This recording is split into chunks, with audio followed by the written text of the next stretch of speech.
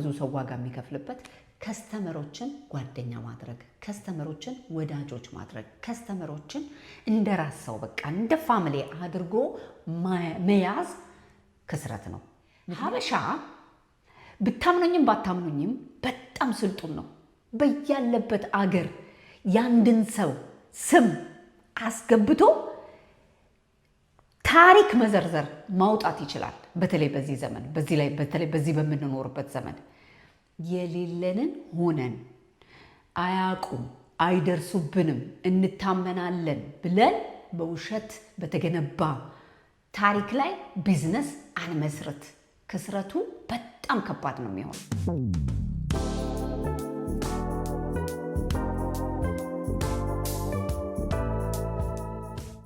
ልቅም ተደርገው የተሰሩ የሸማኔ ጋቢዎች በላብራቶሪ ቴስት ጥራታቸው የተመሰከረላቸው ፈርስት ግሬድ ኦርጋኒክ ሺያ በተር እንዲሁም ካስተር ኦይል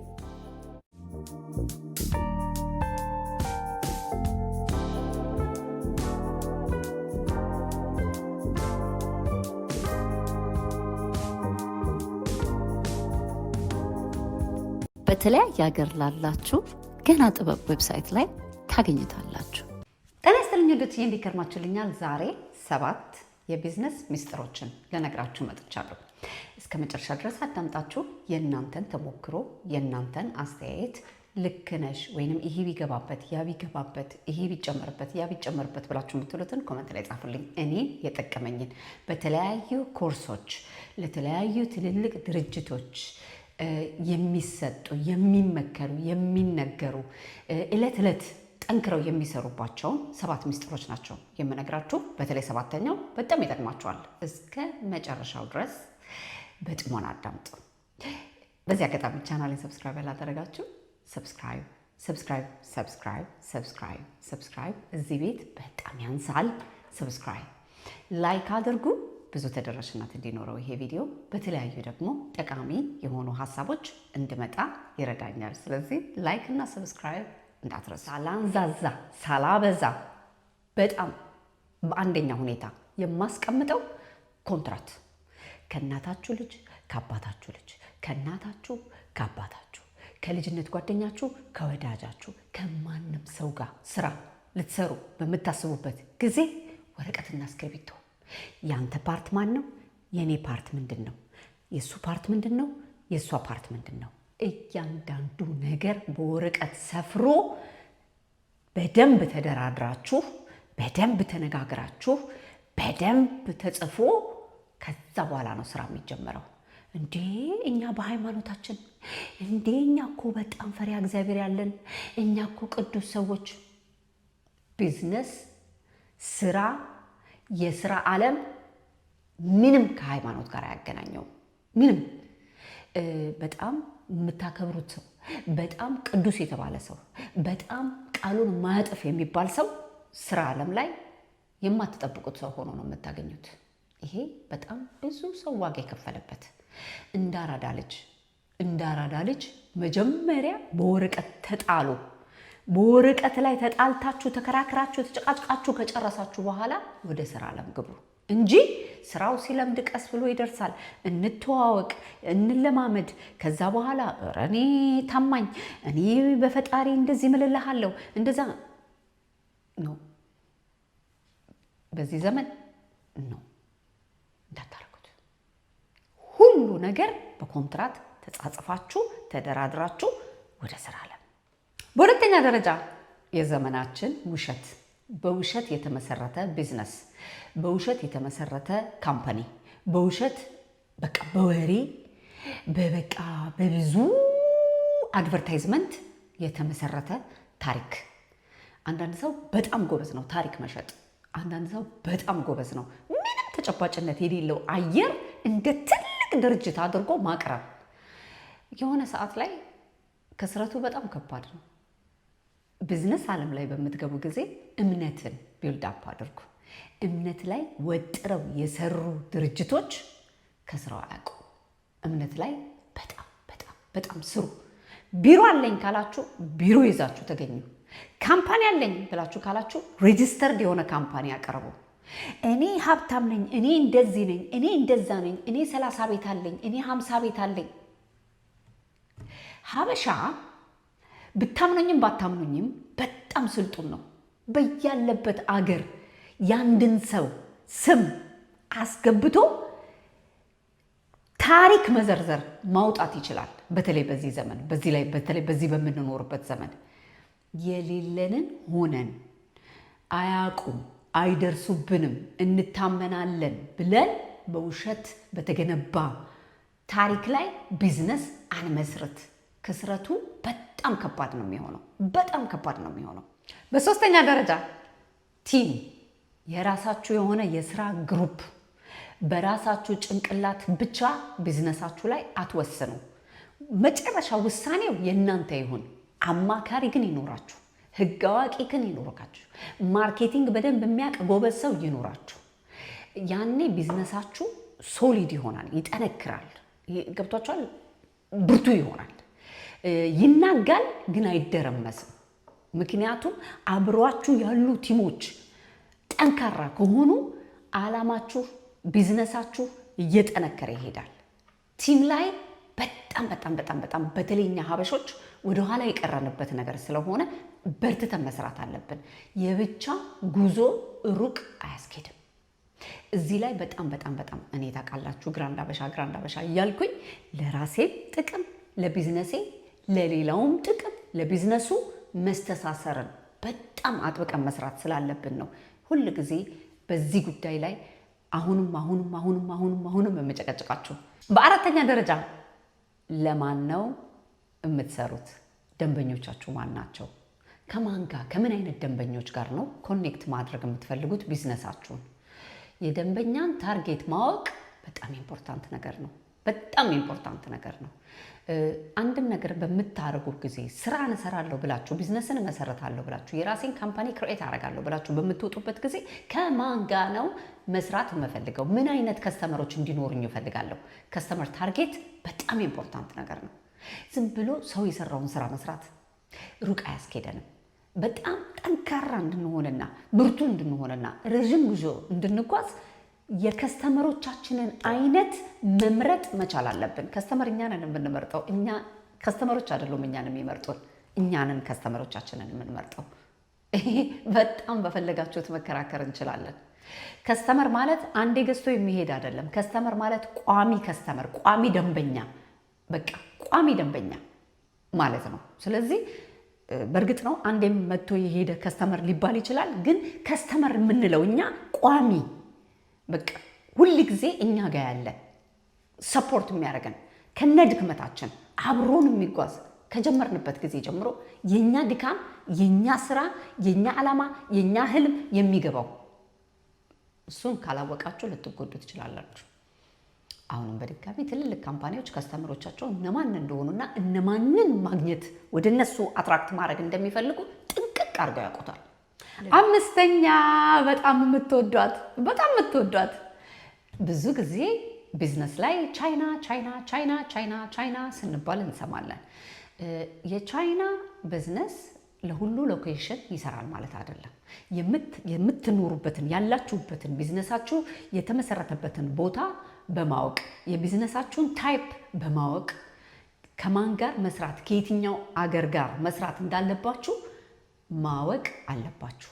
የምትሰሩበትን ልትሰሩ ያሰባችሁበትን ከማን ጋር ነው መስራት የምፈልገው ብላችሁ ያላችሁትን አገር መርጣችሁ ሄዳችሁ አይታችሁ አጣርታችሁ አመዛዝናችሁ ብዙ ነገሮችን አይታችሁ ነው ከዛ በኋላ ወደ ቢዝነስ የምትገቡት እንጂ ሰው ሁሉ ቻይና ያዋጣል ስላለ ቻይና ሄዶ መብረር ቢዝነስ ማይንድድ አይደለም። ይሄን ማወቅ አለባችሁ። በተለይ በኢሮፕ ላላችሁ፣ በኢሮፕ ለምትኖሩ፣ ኢሮፕ ላይ ቢዝነሳችሁን መመስረት ለምትፈልጉ ቻይና በጣም የመጨረሻ ላስት ታርጌታችሁ መሆን መቻል አለበት። ምክንያቱም ሺፒንግ ኮስቱን ስታስቡት፣ ዳት እቃው ሲመጣ የምትከፍሉትን ታክስ ስታስቡት፣ የእቃውን ሰርቲፊኬት ስታስቡት፣ ብዙ ነገሩን ስታስቡት ያንን ሁሉ ሀስል ሳትወጡ ኢሮፕ ውስጥ የተለያዩ አገሮች በጣም የሚገርም ማርጅን የሚሰጣችሁ ፕሮፊታብል የሆኑ የተለያዩ ቢዝነሶች መስራት ትችላላችሁ። በዚህ አጋጣሚ የተለያየ ቢዝነስ ላይ መሳተፍ የምትፈልጉ ሰዎች ኮንታክት አድርጉኝ በኢንስታግራሜ። እንደየቢዝነስ ታይፓችሁ እንደየምትኖሩበት አገር ያንን በጣም ማጣራት መቻል አለባችሁ። አፍሪካ ላለ ቢዝነስ ቻይና ኦፍኮርስ ጥሩ ታርጌት ሊሆን ይችላል። እሱም ተጣርቶ ለሁሉም አይደለም። እሱም እንደየቢዝነስ ታይፑ ተጣርቶ ሲቀጥል ደግሞ በአሜሪካ ላላችሁ በጣም በጣም በጣም ብዙ ሶሉሽኖች አሉ። ከኢሮፕ አገሮች ጋር መስራት የምትችሉበት በጣም አዋጪ በጣም ጠቃሚ የሆኑ ቢዝነሶችን ለመመስረት ማለት ነው። ስለዚህ ብዙ ጊዜ ሰው ስላለና ሰው ስለነፈሰበት እንዲሁ ዝም ብሎ አለመሰረት መሮጥ የለብንም። ቢዝነስ ላይ ማጣራት አለብን፣ ማመዛዘን መቻል አለብን። ብዙ ሳይዶቹን ጠረጴዛ ላይ አስቀምጠን መተንተን መቻል አለብን። ስድስተኛ በጣም የምትወዷት አምጣው፣ አስቀምጥ፣ አንሳው ቢዝነስ ላይ አይሰራም። ቢዝነስ ላይ ወገባችሁን አስራችሁ ራሳችሁ ለፍታችሁ ከስር ከስር ተቆጣጥራችሁ የምታመጡት በተለይ ጀማሪ ስትሆኑ፣ በተለይ በእግሩ ያልቆመ ካምፓኒ ሲኖራችሁ፣ በተለይ በጣም ብዙ ውጣ ውረድ ያለበት ካምፓኒ ሲኖራችሁ አዞ ተኝቶ ከዛ ማኔጀሬ ሰርቶ አቀነባብሮ ያመጣልኛል ማለት ዘበት ነው። ምክንያቱም አለባለቤቱ አይነድም እሳቱ ይላል ያገሬ ሰው። ስለዚህ ቢዝነስ ላይ በጣም ብዙ ሰው የሚያስበው በቃ ቢዝነሴን እከፍታለሁ፣ ጎበዝ ማኔጀር አስቀምጣለሁ፣ እኔ ተኝቼ አዛለሁ ብሎ የሚያስብ በጣም ብዙ ሰው አለ። ነው እሱ ሊሆን የሚችለው እንደ ተቀጣሪ ስትሰሩ ነው። ለራሳችሁ ስትሰሩ ግን ለራሳችሁ ቢዝነስ ስትሰሩ ግን ሮጣችሁ ሮጣችሁ ሮጣችሁ ሮጣችሁ ሮጣችሁ ገና እንደገና ሮጣችሁ እንደገና መሮጥ አለባችሁ። በተለይ በእግሩ እስከሚቆም ድረስ እስከሚደራጅ ድረስ እስከሚበረታ ድረስ ካሉት ከሚወዳደሩት ተወዳዳሪዎች ጋር እንደው መቀራረብ እስከሚችል ድረስ ከዛም በኋላ ብዙ ልፋት አለ። ግን አትሊስት መጀመሪያ በእግሩ እስከሚቆም የሚከፈለው ዋጋ ደግሞ ከሁሉም በላይ ይበልጣል። በጣም ብዙ ሰው የሚያጠፋውን ጥፋት ነው እኔ ይህንን የምናገረው። በጣም በጣም ብዙ ሰው የራሱ ካምፓኒ፣ የራሱ ቢዝነስ፣ የራሱ ስራ ክሬኤት ማድረግ ማለት በፈለገበት ሰዓት የሚገባ፣ በፈለገበት ሰዓት የሚወጣ፣ በፈለገበት ሰዓት የሚተኛ፣ በፈለገበት ሰዓት አዞ በቃ በሰራተኛ ምናምን ምናምን ከምግብ ጀምሮ እስከ ፋሽን፣ ከፋሽን ጀምሮ እስከ ኮንስትራክሽን፣ ከኮንስትራክሽን ጀምሮ እስከ ማሽነሪ፣ ከማሽነሪ ጀምሮ እስከ ተለያየ ቢዝነስ ብላችሁ ብትሉ አለባለቤቱ አይነድም እሳቱ። ወጣ ገባ እያላችሁ እያያችሁ እያጣራችሁ እያመዛዘናችሁ ከሂሳብ ስራ ጀምሮ ብሪሊየንት የሆነ ማይንድ ሊኖራችሁ ይገባል። የማትሸወዱ ሰው እንደፈለገ ወረቀት አስቀምጦላችሁ እዚህ ጋዛ መፈረም ብቻ አይደለም። የምትፈርሙትን ማንበብ፣ ማመዛዘን፣ ማወጣት፣ ማውራድ፣ እንዴት ነው ይሄ ነገር ብሎ እያንዳንዱን ነገር ማጣራት ያስፈልጋል። አለበለዚያ ትበላላችሁ። በሰባተኛ በጣም መወዳት ፓርት፣ በጣም የሚያስደስተኝ ፓርት፣ ይህንን አንድ ወዳጄ ነው የነገረኝ እና ግርም ብሎኝ ሪሊ ብዬ ያሰብኩት እንዳመዛዘን ያደረገኝ ሰባተኛው ነጥብ ምን እንደሆነ ታውቃላችሁ? ትክክለኛ ቢዝነስ ማለት እናንተ ተኝታችሁ ማታ ጠዋት ስትነሱ ራን እያደረገ ያለ ቢዝነስ ገብቷችኋል? ሁል ጊዜ እናንተ እዛ ቦታ ላይ ቁጭ ብላችሁ አፍጥጣችሁ የማታዩት ቢዝነስ። እውነተኛ ቢዝነስ ማለት እንደዚህ አይነት ቢዝነስ ነው። ስለዚህ ምን ማለት ነው ብላችሁ ብትጠይቁ እናንተ ተኝታችሁ ስትነሱ ኦርደሮች ገብተዋል። ስለዚህ እናንተ ናችሁ እንጂ የተኛችሁት፣ ቢዝነሱ አልተኛም። እናንተ የሆነ ስራ ላይ ቢዚ ብትሆኑ ቢዝነሱ ራን እያደረገ ነው። ገብቷል? ግሩፓችሁ እየሰራ ነው። የፈጠራችሁት ቲም ማኔጅ እያደረገው ነው፣ እያስኬደው ነው። ያ ሁል ጊዜ ራን የሚያደርግ ቢዝነስ ይሆናል እንጂ እናንተ ስትተኙ ወይንም እናንተ ብትታመሙ፣ እናንተ የሆነ ነገር ብትሆኑ፣ እናንተ ቢያደናቅፋችሁ ቀጥ የሚል ቢዝነስ ከሆነ አስተማማኝ ቢዝነስ አይደለም። መላ መፍጠር መቻል አለባችሁ።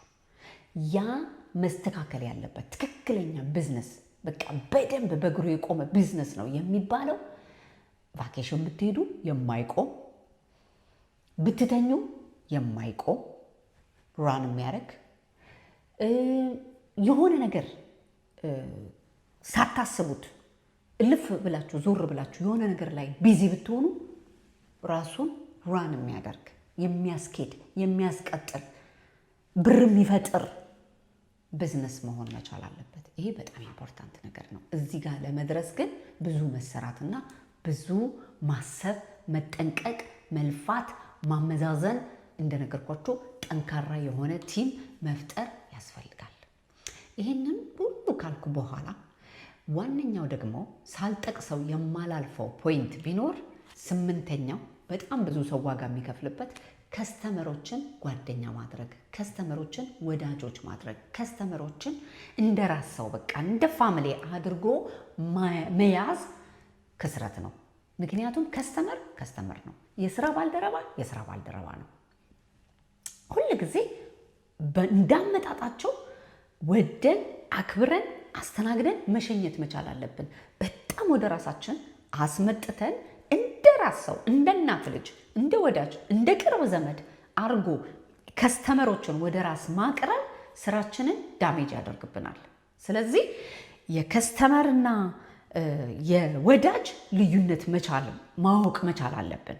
ሁለት የተለያዩ ነገሮች ናቸው። በጣም ብዙ ሰው ከስተመርን ጓደኛ ያደርጋል። ከዛ በኋላ የሆነ ነገር ተፈጥሮ ከዛ ከስተመር ጋር መቀያየም፣ አለመስማማት፣ አለመግባባት፣ አወኩሽ ነኩሽ ቢፈጠር እንዳለ የለፋችሁበትን ገደል ይዞ ነው የሚከትላችሁ።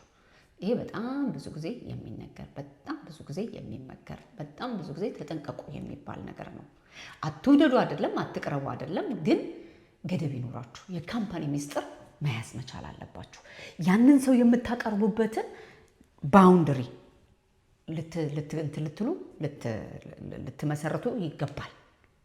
ልታከብሩ የራሳችሁንም የዛንም ሰው በጣም ይሄ ኢምፖርታንት ነገር ነው እያልኩኝ የእናንተን አመለካከት የእናንተን አስተያየት ኮመንት ላይ ጻፉልን፣ እንማርበታለን። በዚህ አጋጣሚ ቻናሌን ሰብስክራይብ ያላደረጋችሁ ሰብስክራይብ እያደረጋችሁ ላይክ እያደረጋችሁ በጣም ብዙ ተደራሽነት እንዲኖረው ይህንን ቪዲዮ ብዙ ሰው እንዲጠቀምበት እኔም ደግሞ በተለያዩ ቪዲዮዎች በእንደዚህ አይነት ከራሴ ተሞክሮ ከተሰጡኝ የተለያዩ ኮርሶች ከሌሎችም ደግሞ እንደ ስብሰባ ቁጭ ብለን ዕለት ዕለት ከምንሰማቸው ከሚጠቅሙን ሀሳቦች እንዳጋራችሁ እንድበረታታ ያደርገኛል። ስለዚህ ላይክ እንዳትረሱ እያልኩኝ በሚቀጥለው ኢትዮ ኤልሲ ላይፍስታይል ላይ ጠቃሚ በሆኑ እያዝናኑ በሚያስተምሩ በተለያዩ ቪዲዮዎች እስከምንገናኝ ተባረኩልኝ።